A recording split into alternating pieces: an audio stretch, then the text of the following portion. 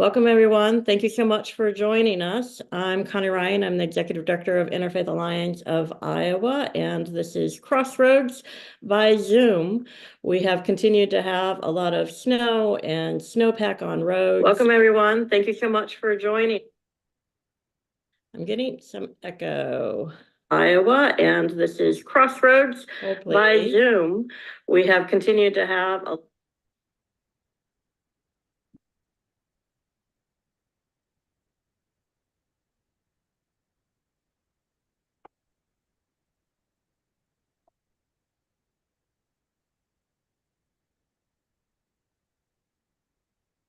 All right, there. I apologize for that. It was echoing myself onto the Zoom. So let's get started again. I'm Connie Ryan. I'm the Director of Interfaith Alliance of Iowa, and this is Crossroads. And we're really glad that you joined us on Zoom rather than being in person. So we get to have the comfort of our own homes and offices. So glad you are with us. And we're going to talk about taxes today. So that's a great subject that everybody loves to talk about. And we have with us Mike Owen, who is the Deputy Director of Common Good Iowa. And Mike, after earning a bachelor's degree in journalism and political science at the University of Iowa, he worked for 21 years as a news reporter and sports reporter and editor in Iowa and Pennsylvania before joining Iowa Policy Project in 2001, and then became the director in 2013. He moved to his current position of deputy director with Common Good Iowa when IPP merged with Child and Family Policy Center. He also has served on the West Branch Community School Board. In his job as deputy director, Mike coordinates fiscal policy work with our other issue priorities at Common Good Iowa, engaging staff and partners to advance policy ideas that equitably and sustainably address the common concerns of all Iowa. And we're going to talk about the governor and Republican lawmakers' plan and kind of a little bit of the history of taxes and their increases. And Mike, thank you so much for being here. And particularly, we also want to hear about the impact that these tax cuts will have on Iowans, everyday Iowans, and the services, public schools, et cetera. So welcome to Crossroads. Thank you, Connie. And I'm going to just turn it over to you. Okay, thank you very much. Well, I'm going to start out by sharing my screen here to the PowerPoint just to make sure it's working right.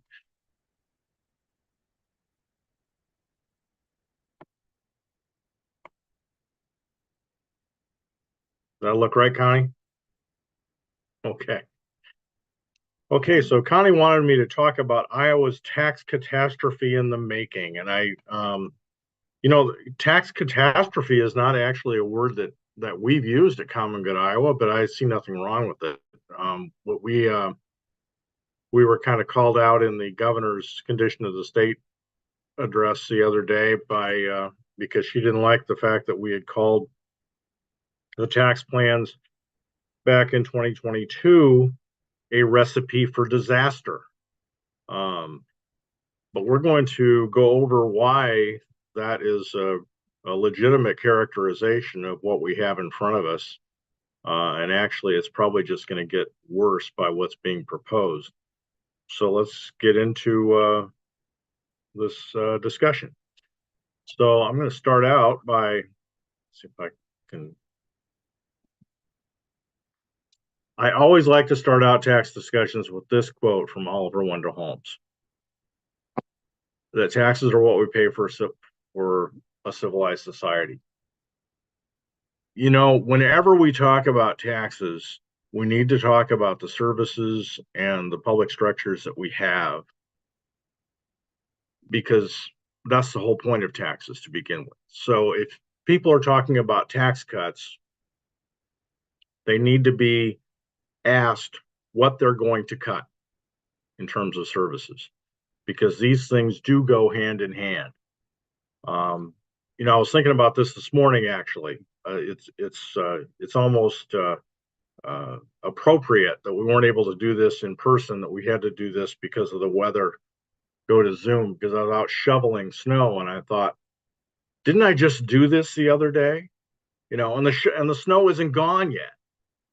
and I'm still shoveling snow. Well, this is a perfect analogy to Iowa tax policy because we've been in a drive over the last several years of cutting taxes and not waiting to see what the impacts are fully going to be, and then cutting again. So it's really hard for people to follow what's going on, to track what's happening, and to see the impacts of these things as they happen. So, but there are some judgments we can make. So, what are these investments in a civilized society that we have? Now, I'm showing you the budget for fiscal 2023. This is the budget that the legislature was putting together in 2022, the year that they passed their last big tax package. So we see that as kind of a baseline year. And it's something that as things go forward, we're going to keep referring back to the situation in 2022 just to get the full picture of how things have changed over time. But this is what we have now. You can see education is 56% of the budget, health and human services over a quarter. If you look at this year's budget, you're going to see very little change in that. 57% and 26% for health and human services.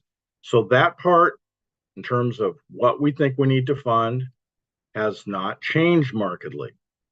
Now let's look at the revenue side. So where do we get the money for these services in a civilized society?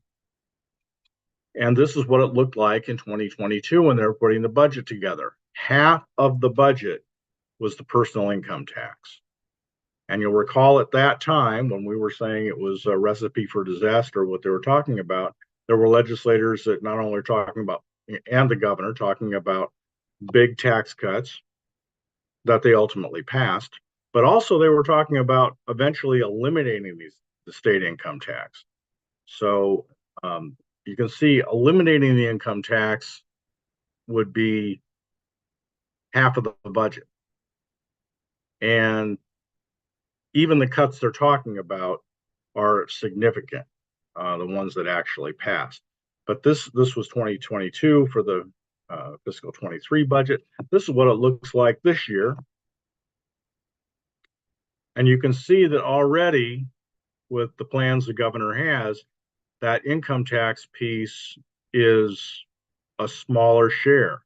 Now, the budget itself or the revenues themselves are still holding up, but keep in mind, we have big surpluses mainly driven by federal support of our state's economy, businesses, households, government functions, because of COVID aid and other recovery funds that have been provided under both the Trump and Biden administrations. So our economy has been supported, but that is temporary support. What happens when that federal support expires, or when these tax cuts are fully implemented, as they're going to, and we're going to show you how they're going to take bigger and bigger chunks each year as they're implemented, just the ones that are passed so far. And then, of course, what happens if there's an economic downturn? I mean, that's another wild card. We don't know when that may happen. So far, things that are going on in the economy are holding things in pretty good shape. But under the revenues, and this is what happens when you take away that, the size chunk of the income tax that they're going to be doing with the current income tax, with the current legislation that's on the books. You're going to effectively lose 20% of revenues for the budget. So, how are you going to pay for those things? And I'm going to keep going kind of quickly through this, and we can take questions done when we're done, but I wanted to get through some of this. So a real brief history of how we got here is that over the last quarter century, we've been cutting taxes a lot. And the biggest one was before this late round was in 1997 when there was the 10% across the board cuts. And we started doing some other things, increasing the pension exclusion and repealing most of the inheritance tax way back then. I mean, I know the governor's been trying to make a big deal about how she's proposed or gotten passed further phase out of the inheritance tax, but most of that was done 20 years ago. In 2018, there was a big income tax cut bill, and that set in some revenue triggers. So there was at least a recognition that if you cut the income tax, you're going to be losing revenues. And so we're not going to do it unless we had certain revenues being hit. So we'll cut the rates, but we're going to wait and make sure we have enough revenue to do it. So it was at least a recognition that there's a cost to this. In 2021, we decided that's not a problem anymore. So they scrapped the triggers and they just went ahead and cut the tax rates regardless of what the revenues were coming in. There was one good element to this bill, and that was repealing federal deductibility, because when you could deduct your federal taxes from your Iowa taxable income, that's one of the things that really made our tax rates look higher. We kind of kept our tax rates at certain level higher than they needed to be because we were accommodating that extra deduction for federal taxes. When you took that out, you could lower rates. And you could actually have done that on a revenue neutral basis, and it would have been a good move. But that was one of the changes. And in 2022, we had the big bill. We had these really huge tax cuts that are going to be phased in through 2026, when the income tax rate for everybody will be down at 3.9%. So until now, or until that happens, we actually have a little bit higher rates for higher income people. For those higher amounts of income they earn, they have to pay a little bit more on it. That's a progressive tax. That means that people who have more ability to pay are paying more, that they are that we are making sure that the higher your income, the greater share of your income should be paid in tax. As we're also going to see, that only has happened with the income tax. So when you go to a flat rate, you're losing a lot of that benefit of fairness in our system. This is the 2022 tax bill. These are not, by the way, our numbers. These are from the Legislative Services Agency. These are the very same kind of numbers that the legislators were looking at when they passed the bill. There's no mystery. There's no surprise here. They knew exactly what they were doing. And so you're starting out in fiscal 23 with about $250 million hit to revenues. But that's going up to close to $2 billion as these things get phased in. You get out to fiscal 27 and 28, you're up into 1.8, $1.9 billion a year that's going to be lost. That's out of a budget that, remember, is below $9 billion. In those days, it was about a little over $8 billion. So it's a huge piece of the revenue pie. The voters did not see the impacts of those, by the way, and they won't, because they're phased in. And so the governor can go out there and say these things are working. It's kind of like the whole mission accomplished deal.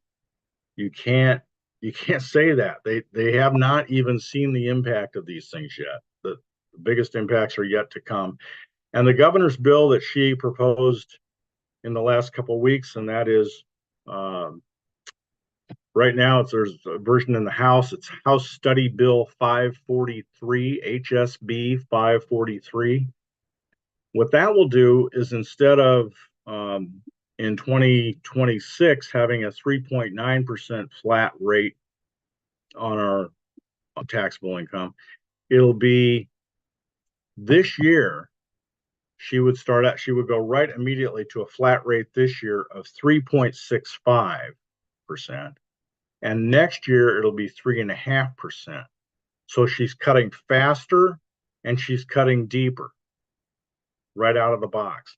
So when we say voters don't see the impacts for years from some of the things that are in place now, we might start seeing those impacts a lot sooner because they're going to have some impact on the budget.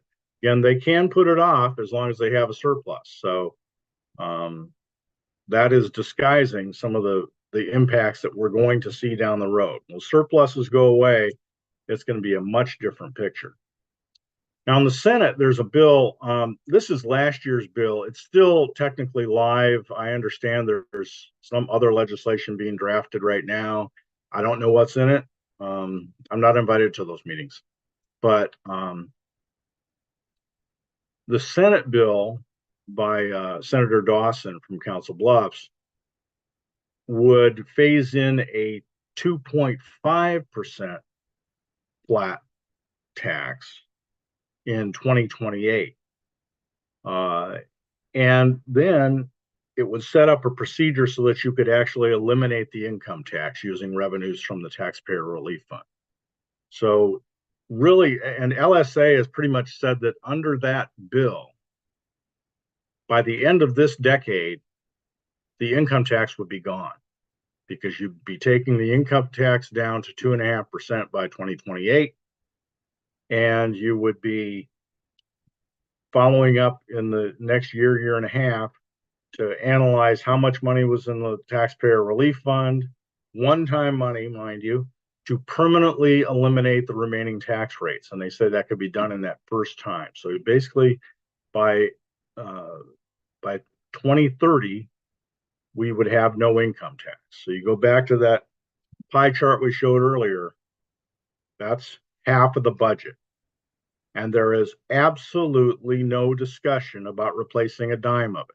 You know, some people think, well, we could increase property taxes, or we'll certainly increase the sales tax. You have to increase the sales tax, by the way, to about 15 cents to make up that revenue. There's nobody talking about doing anything like that. And so that's really the landscape we have right now.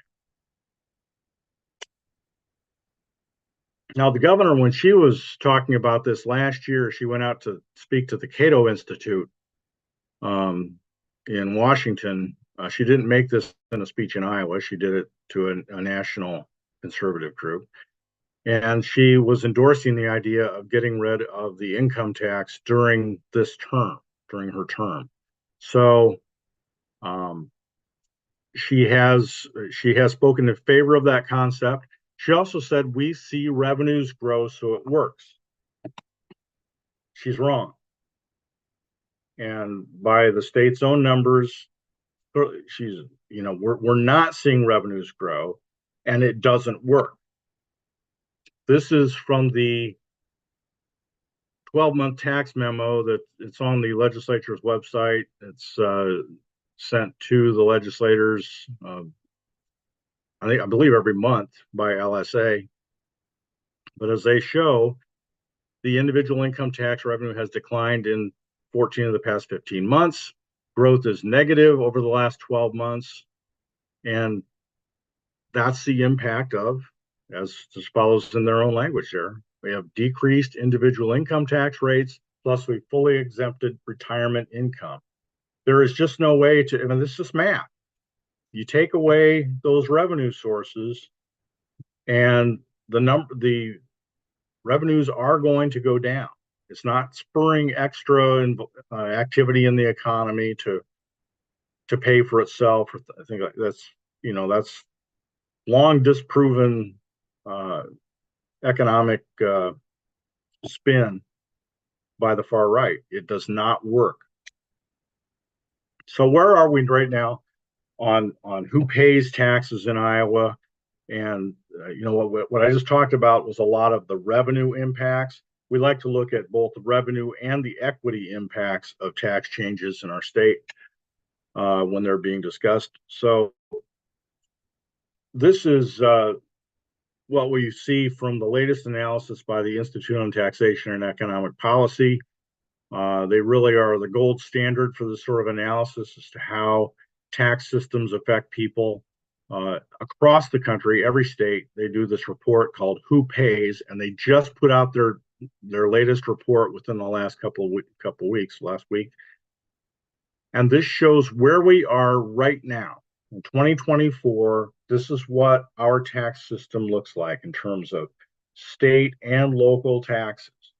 So you can see this is what's called a regressive system. At the higher income you have, the less you are going to pay as a share of income in taxes. And conversely, at lower incomes, you pay a greater share than high income people do.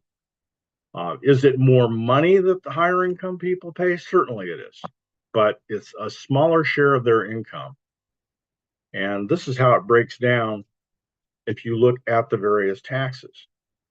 I mentioned before, that impact of the income tax on fairness. It's this chart really shows that. There's actually 4 bars in there. One is so tiny, the other taxes line, you can hardly see it. It's about 0.1% for all those groups. So it's hard to see. But the things to look at here are the difference in the impact of sales and excise taxes, which are paid far more heavily as a share of income by low income people than by high income people, and the impact of income taxes. Now, because we have a refundable earned income tax credit, a lot of people at low income range actually get a check back from the state rather than paying income tax. And then the income tax rises for people in the other income groups.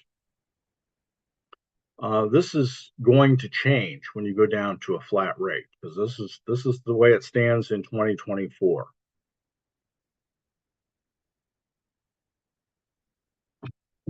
So this is how the income tax has been progressive.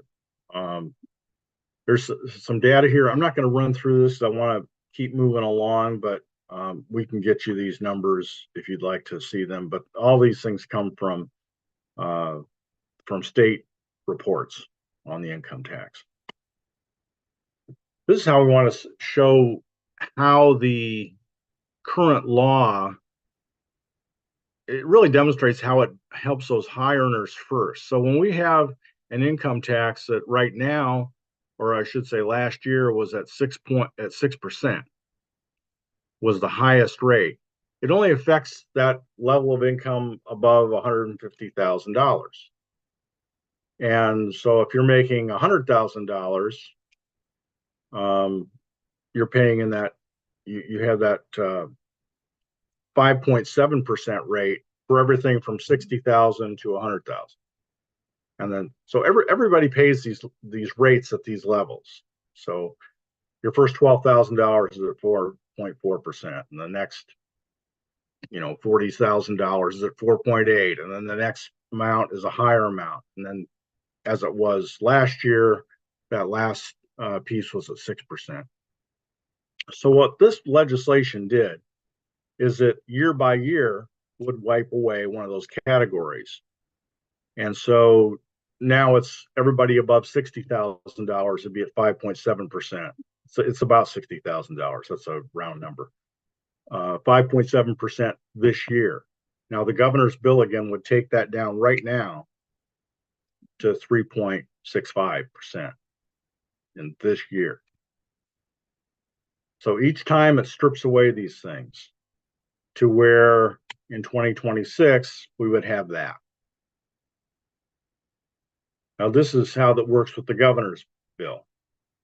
You just basically ignore all those other brackets. Everything goes right down to the flat rate in 2024 of 3.65.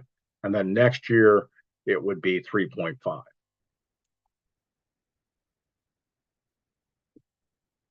Now, what would this look like if you added income tax elimination to the mix? This again is based on current law and proposals, not based on any new analysis by LSA, but it does go back to that baseline back from 2022. And you can see, it already the top 1% benefits the most from a new flat rate of 3.9%. But if you went to 2.5, as Senator Dawson would do, that again heavily benefits the highest income people. And if you went to full elimination, they're the big beneficiaries. In the top 1%, you'd be getting about $60,000 in a tax break, where it's the amount is negligible in the bottom 60%. Middle income people get very little benefit from this kind of a proposal.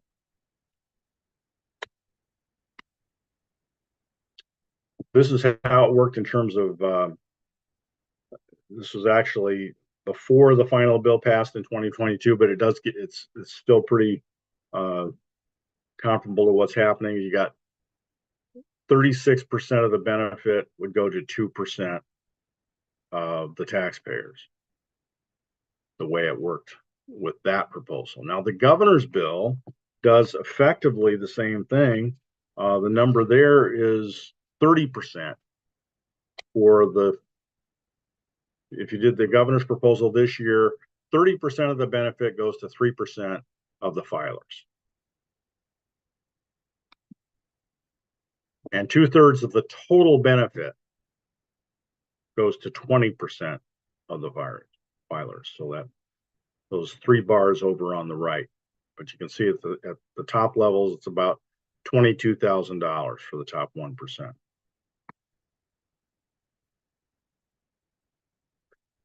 It's another equity thing we like to look at when we can get the data, and thankfully our friends at ITAP are, they provide great analysis of these things. But you can see how these various taxes affect people at different demographic breakdowns. So the lowest income groups, the ones who are most affected by these things, are disproportionately people of color.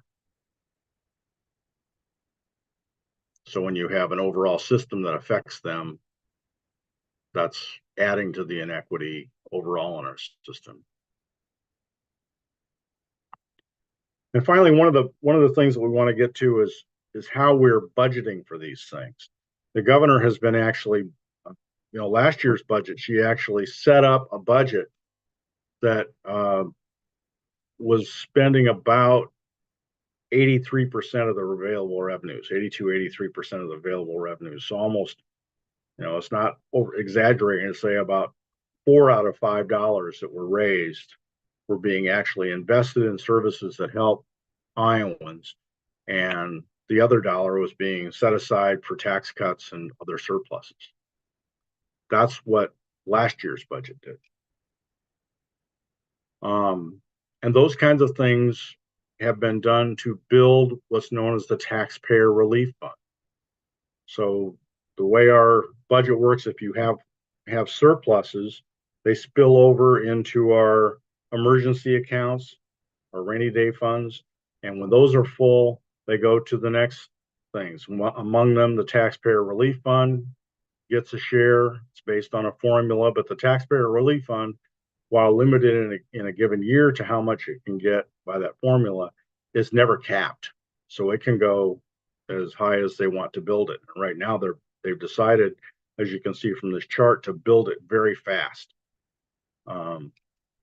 Fiscal 22 and on, it's gone up over $1 billion to now close to $4 billion in the governor's budget this year. The other piece of that, what doesn't go into the Taxpayer Relief Fund, then can go over to surpluses for the following year. So we just kind of keep this system going where we're setting up surpluses and not investing the funds. I think probably most of the people on this call have a priority or two that they are focused on. I know my friends in the education community would be the first to tell you that education hasn't been funded at levels that it needs to be funded at. So these surpluses are kind of embedded. It's easy to make a surplus if you're not going to spend the money to begin with. And when you have per pupil costs being held below 2% for the last 13 years on average, clearly our K-12 education system is not being funded adequately to keep up with costs. All that said, when they budget for these surpluses, we think it's important to hold our elected officials to the principles that they have voiced. This is one that's been repeated many times, that one-time funds should be used only for one-time purposes. This is in the governor's budget book this year. I believe the exact same language as in last year's book. So keep that one-time funds and one-time purposes question in mind, because that's not what they're doing. When they're going to use one-time funds to cut taxes permanently, they're violating that principle to begin with. We think there are actually ways you could honor that principle and meet our needs better. And so that's what I wanted to close with here, is that both on the question of surpluses, assuming the surpluses are legitimate, so you make sure that your services are funded right to begin with, and then if you have surpluses, now how do you use that money? Again, it's not always the case that one time should be used for one-time things, but it's a good standard to work from oftentimes. And because you can't count on the money in the future, you don't want to be obligating yourself to something you can't keep doing. So how about, many of the folks on this call remember in 2010, the voters approved a constitutional amendment for the Outdoor Recreation and Natural Resources Trust Fund that would be funded by a 3/8 cent increase in the sales tax. We've gone this many years and that still is not happening. That could be used to be funding, one-time projects. You don't have the I Will trust fund, then how about using surpluses for that? The Des Moines Register had a story within the last week or so about the problem of lead pipes in Iowa, something like a $1.7 billion problem statewide. How are these pipes going to get replaced so that people don't have to worry about lead poisoning in their water systems? We have surpluses. We could be putting some of those funds toward that kind of a thing. I'm sure there are other infrastructure needs that people could be thinking about. But again, that's a way to be thinking about surplus funds in investments. It would solve problems, it would create jobs, it would help our economy, and it would be fiscally responsible. The other thing to think about is this so-called taxpayer relief fund, which we think should not be used for general tax cuts that are ongoing. So the stipulation on the taxpayer relief fund is you can only use it for tax cuts. Excuse me. That being the case, let's come up with some ideas that would actually help people and fairly inexpensively. You could double the earned income tax credit. You could expand the earned income tax credit to childless workers. You could have a pilot program for a state child tax credit, as they have in Minnesota, for example, and some other states. You could set up a system to reform Iowa's tax credit system, sunset those programs, let them prove themselves. So you could either phase them out, or if they just determine to be useful, you could keep them going. But in the meantime, you could be funding them from the taxpayer relief fund. Those would all be responsible uses. And these are some of the kinds of impacts you get. So instead of a big tax breaks for the wealthy by funding general tax cuts from the taxpayer relief fund, you could do something like doubling the EITC, where 90% of it goes to the bottom 40%. Or the EITC to childless workers, which predominantly goes to low-income people. Or you could do this pilot program for a child tax credit. These are all responsible options that need more discussion in our state house. As most of you know, if you spend much time talking to legislators, there's not a lot of openness to those things. So in closing, I'll just say, where do you see the threats? We called this, what they've been doing, a recipe for disaster.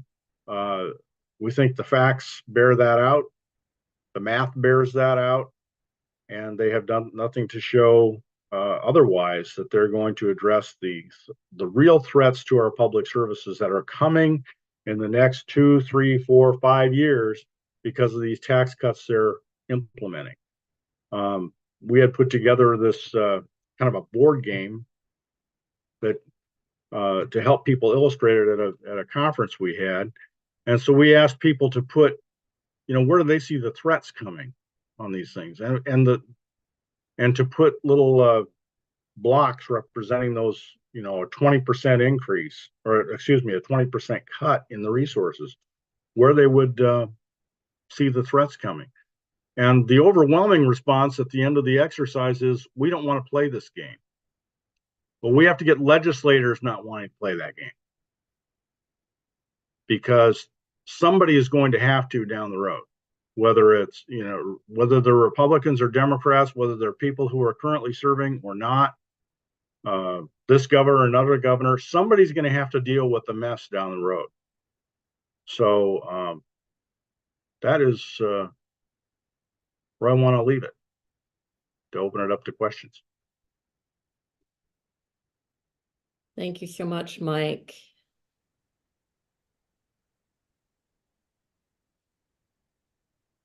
That's a lot. And it is a lot. Yeah. All right. Folks, you can, as I put in the chat, you can put your questions in the chat, or you can raise your virtual hand. Give me a half of a second to get my chat up.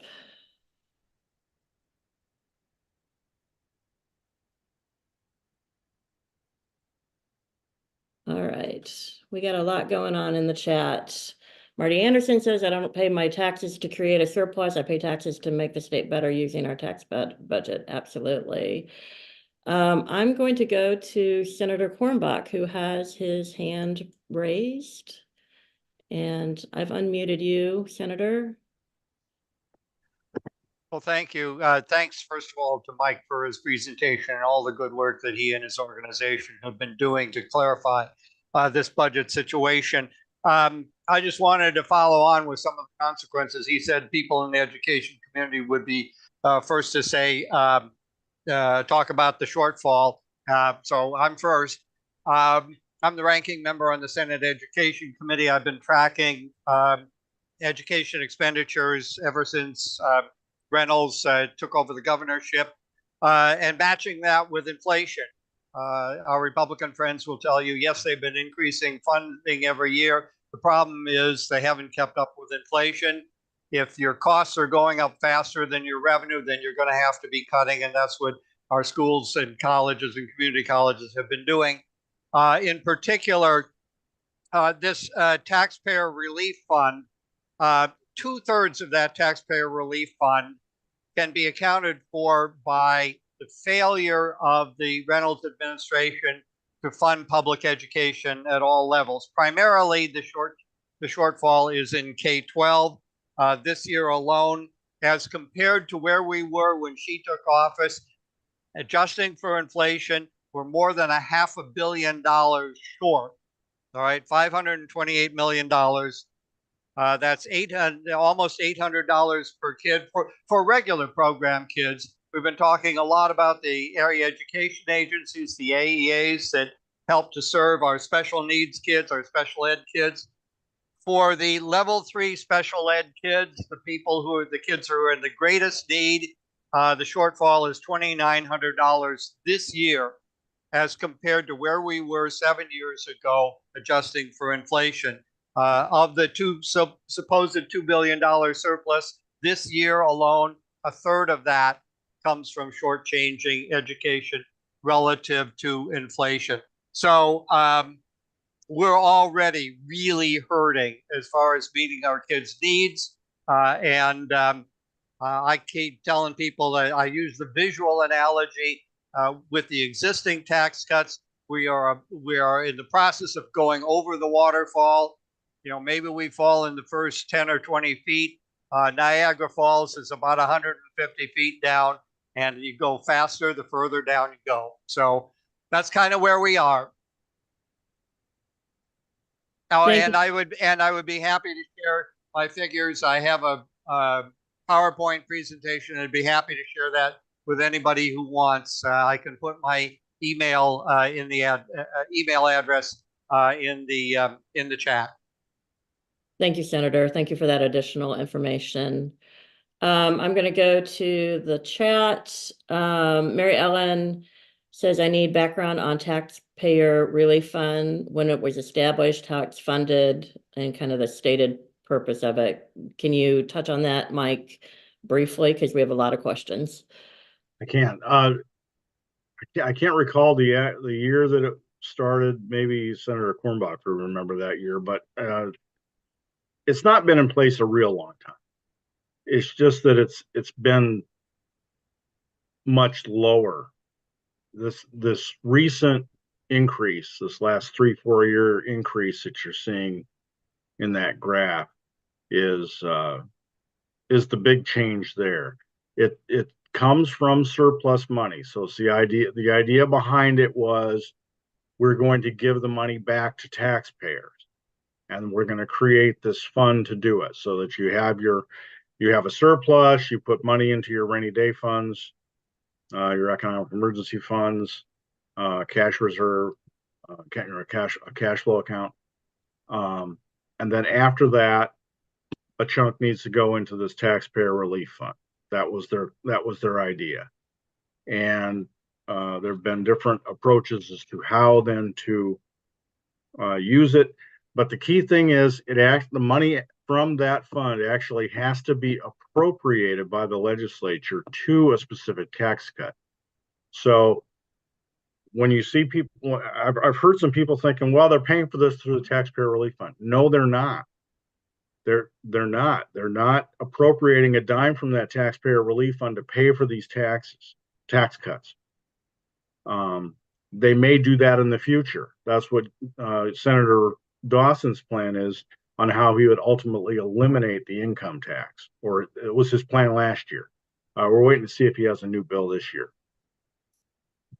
Thanks. Marie asks, thank you, Mike. Great information. To simplify this so that people can focus on action, if you had 3 talking points, what would you recommend on and I would focus on the governor's proposal. That's, what people could maybe have an impact on. What would be the 3 main points?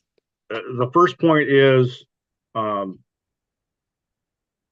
tie it to to your services that you care about. So if you're looking at a tax cut proposal, identify the services you care about and help legislators understand how important the revenues are for those services, and what protection do you have that won't be the thing that's cut when the tax cut comes in.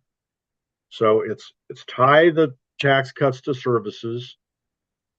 It's do no more harm. And let's put a little bit more fairness into the system that we have now, because the tax cuts that are being proposed are predominantly for the wealthiest Iowans. They don't need the help.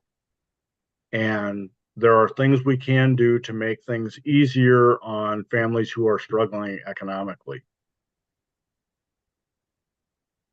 Alicia has her hand raised, so I've asked Alicia you to unmute. If you're able. There you go. Hi, thank you very much, Mike. This is really good information.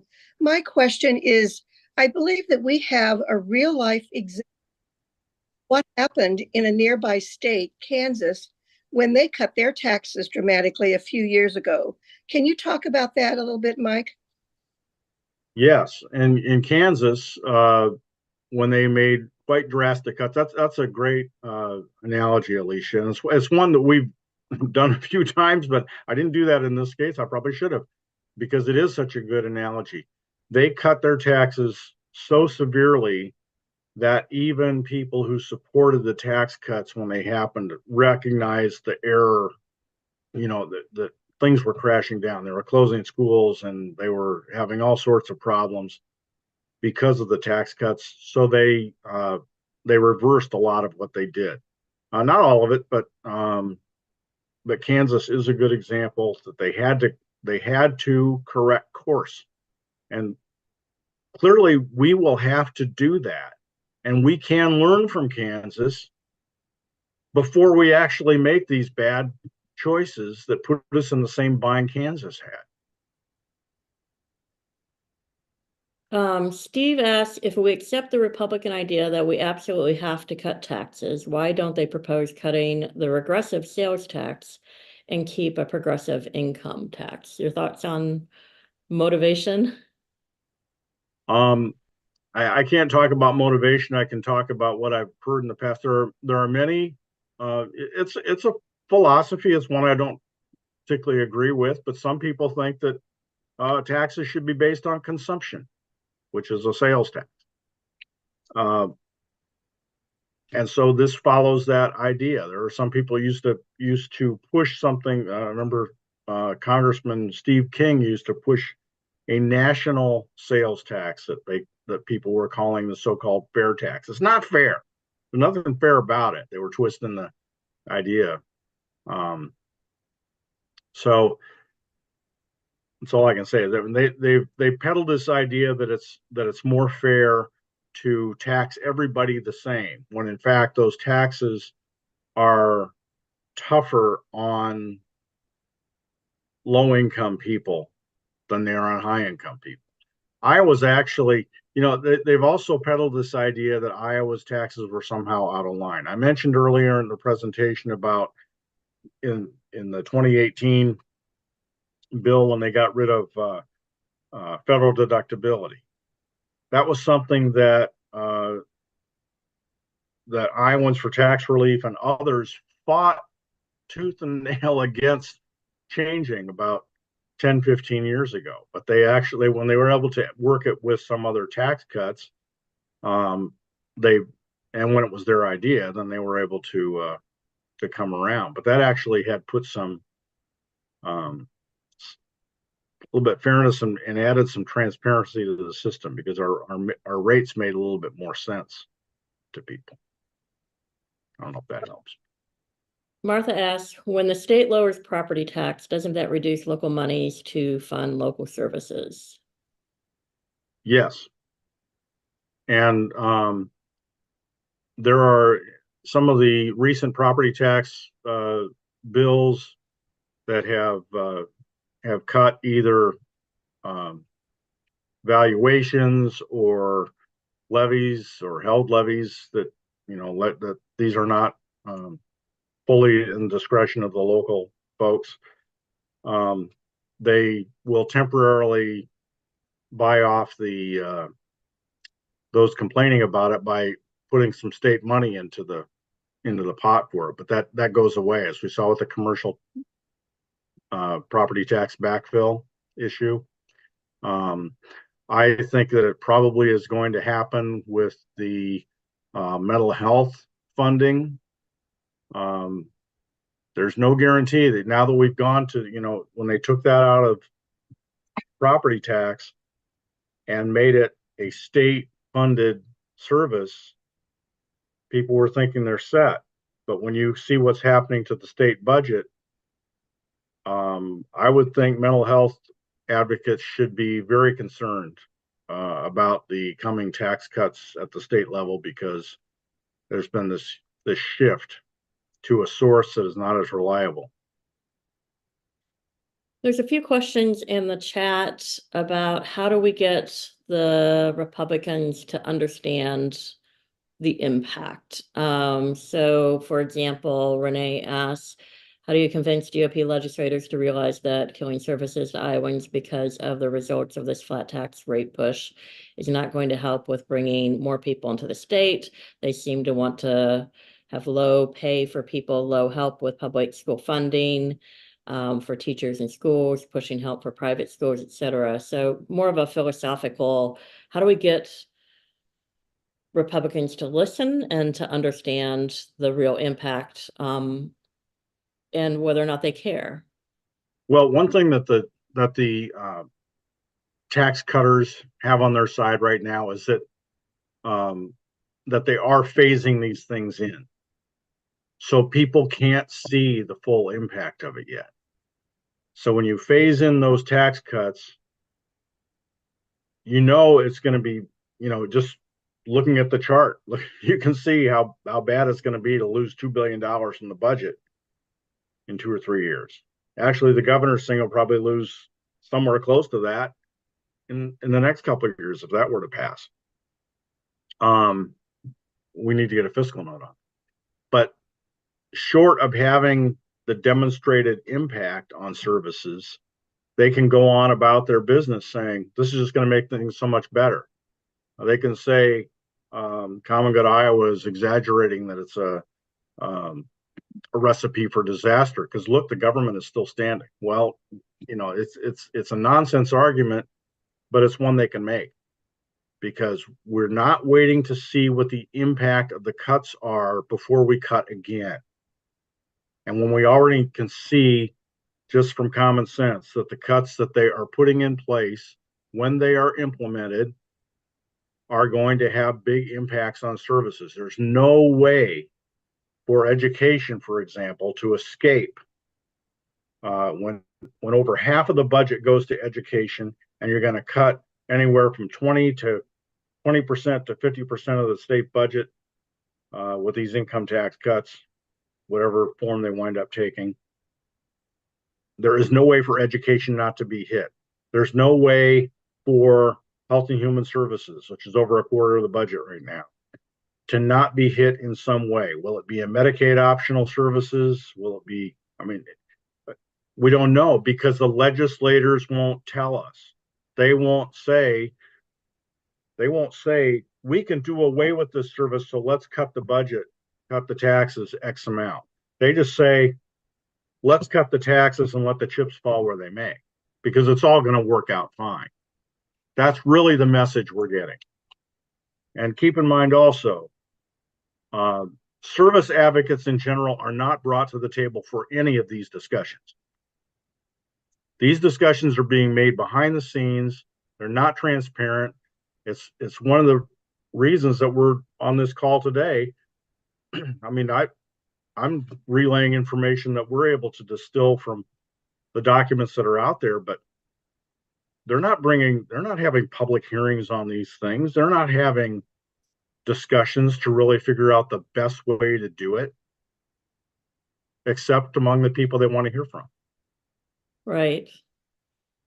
Jane asked a question, do low tax rates serve as an attraction for business or individuals? It seems to make sense that reduced services and lack of investment in infrastructure may send people to other states or keep them out of the state. So your thoughts on that? I would go with Jane's second comment on that the lack of investment is something that really poses a threat to development of our state. The evidence has been pretty clear that taxes do not have a significant impact on decisions of families or businesses to locate or stay in a state. That's because people get this idea that these things are bigger pieces of their household budgets than they are. There are much more important decisions that businesses have to make and households have to make about where they're going to live and do business. And so then when you go to her second part of that question about the investments we're making, what are we doing to say yes to people? All we're saying is, we're going to make it a lot less cheaper for you to live here, but what are you going to be living here for? There's a couple of requests to get slides, get your slides for people to be able to absorb this more. Just a reminder that this stays on our YouTube channel, so you can always go back also and listen again. There was a lot of information that Mike provided, but is that something that you're able to share slides? Yes, I'll put up something on our blog. I'll try and get it up this weekend that will have you know, there's so many animations in those slides. I'll do something that makes it something you can actually just look at.